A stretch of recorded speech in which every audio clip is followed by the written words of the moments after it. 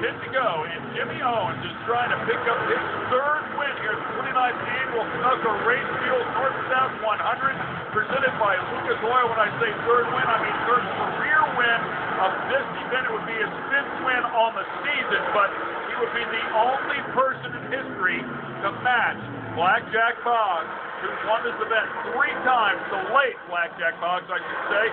Legendary, very charismatic when he was racing throughout the 80s and 90s, and talented driver, to say the least. We'll find out if the O Show can get it done. Now that battle for second starting to heat up. Maybe Scott Bloomquist using up too much of his car to try and get back by Jimmy Owens, because the hard-charging Brad Neat is on the move. The 41 Red Buck Cigars entry runs in third to go on board with Bloomquist. Brad Neat, who does have a win on the season, and that was his only top 3. So looking for his second top 3, and boy, I'll tell you, slides right up there by the left rear of Scott Bloomquist. Yeah, that win was back to kick off the year at East Bay Raceway, Parktown in Florida. So it's been a long time for Brad Neat to get the victory lane, and he is trying right now, but I think he's going to run out of laps.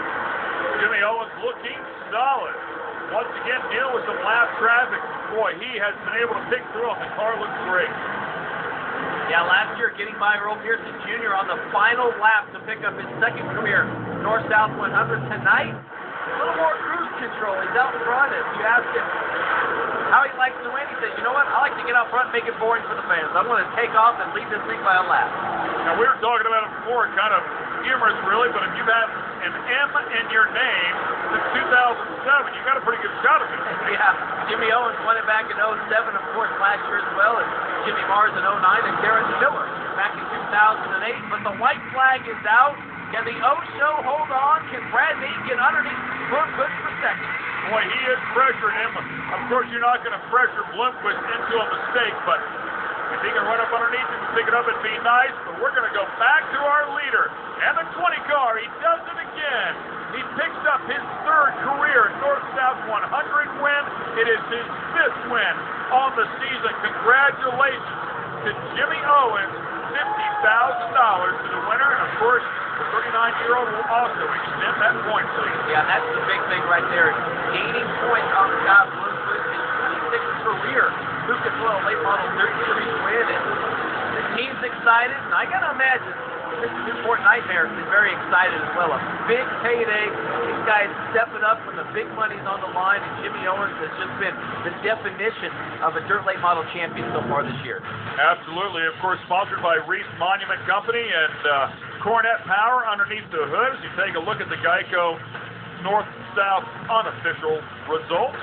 Jimmy Owens on top, followed by Bloomquist. Of course, both in Bloomquist chassis as well. So, solid effort there. Then it's Brad Neat, Ray Cook, and Mike Marlar. Congratulations to him for rounding out the top 5. Jimmy Owens pulling into victory lane. Last year finished second to Scott Bloomquist for the second straight year in the points. Picked up 8 wins. Tonight, win number 5 for 2011. How about 23 top 5s in 25 starts? Talk about solid, man. That is impressive. Well, if you're Scott Bloomquist, Earl Pearson Jr., Steve Francis, any other of these drivers that are trying to win a championship, you're just sitting there going, you know what? When is Jimmy going to have trouble? Because we can't even pass this guy on the track. All right, let's get it down to the winner's circle. I think one thing you're practicing and getting better at is jumping off that roof of that car. It seems like these big races, Jimmy, you and your guys are rising to the occasion. You know, I got my crew and Mike Reese and just everybody. You know, it takes a team to do all this, and we got to thank Mike Reese and VP Racing Fuels and just all of our sponsors, Redline Oil, Hypercoil Springs, Olin Shocks, Jason from Olin's. They were a big help to us, and we got to thank Scott for putting us in a pretty good car here. I mean, it's pretty good winning percentage so far, and maybe we can keep it going the rest of the season. Tell me about that move where you were able to get past Scott. It looked to me like you were setting that up for a couple of laps. Well, I really didn't see nobody running the high side, and it looked a little brown up there, and I just give it my all. I thought, well, I got to do that. He had sealed his left rear tire over pretty good, and I could see that, so I thought, well, it's now or never, and it really slowed him down when that happened. And you know, we were just real maneuverable. We could run high, low, in the middle, and it was just a great car. Chris made a great job on the tire decisions tonight, and just everything just went together perfect for us. Today's Buddy's birthday, so we're honoring his birthday, so that's good for him. But, you know, I just can't thank everyone enough. Just everybody. Everybody's a part of it. It's a team effort, and couldn't do it without them. He's got 50,000 reasons to be a happy camper tonight. Jimmy Owens, the winner of the North-South. Well, Scott Bloomquist, around lap 70, we had that caution, and Jimmy just seemed to pull ahead of you, and you just couldn't seem to catch him. Why do you think that was? Well, our tires had already started giving up, and you know, he seemed to get going better on the longer run, you know, and then we had another caution right after that, and I got to run him again, you know. Well, that tells me something right there. That tells me that I definitely either had fresher tires, newer stuff, something was giving up on my car, either that or, you know, just whatever run of tires this is was a little maybe too fresh or too soft, you know, and they vary a little bit. So we just thought we might have another run at him, and then we got in traffic, and I had to start really moving around again, and I felt him start giving up again, and you know, you never know. You can sometimes. I mean, he was good. I felt like we were as good, and I think it was just a tire issue. Well, he was running your chassis, so either way, it was a win-win for you, correct? Well, yeah, it is, but that extra 40,000 is a lot. So, you know, it's tough. You know, we're glad to be standing here, but it's not what we had in mind. Scott Bloomquist, congratulations on your second place finish. Guy's used to winning. You don't want to give up 40 G's, and he doesn't want to finish second in the championship points either.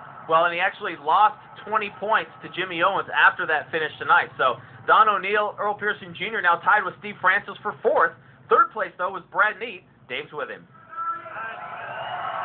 Brad Neat, a hard-fought third place for kind of a local guy down here in Kentucky. Looked like you had something for Scott there at the end. Oh, yeah, we come up through there real good. I got to congratulate Jimmy there. He did a heck of a job. He's going to be tough to beat, that's for sure. Both those guys did good.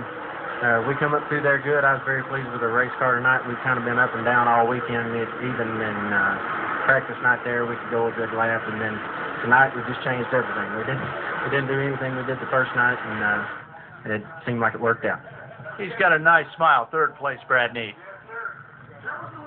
Yeah, it's a good finish for Brad Neat. A podium finish there, his second podium of the year after getting that win back at East Bay. Been a long time since then, but they're all chasing that man. Mr. Consistent, we might now want to call him Mr. Jimmy Owens, picking up the win.